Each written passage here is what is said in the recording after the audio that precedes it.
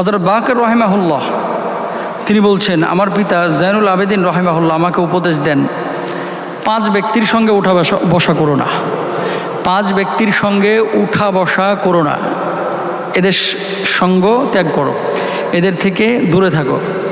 কারণ আপনি সেই সমস্ত মানুষের সঙ্গ গ্রহণ করবেন যে সমস্ত মানুষগুলো আপনাকে জান্নাতের পথ দেখাবে, সে সমস্ত মানুষগুলোর সঙ্গে আপনি চলবেন যে মানুষগুলো আপনাকে জান্নাতের পথ দেখাবে, সে মানুষগুলোর সঙ্গে উঠা বসা করবেন যে মানুষগুলোর সঙ্গে উঠা বসা করলে আল্লাহ এবং আল্লাহ রসুল সাল্লাল্লাহু আলাইহি ওয়াসাল্লামের পরিচয় পাওয়া যায় এবং তাদের প্রতি মায়া, মহব্বত, ভালোবাসা, হৃদ্যতা তৈরি হয়।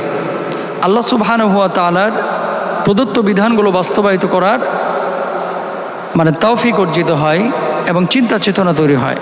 রাসূলুল্লাহ সাল্লাল্লাহু আলাইহি ওয়াসাল্লামের প্রতি ভালোবাসা অন্তর থেকে জাগ্রত হয়।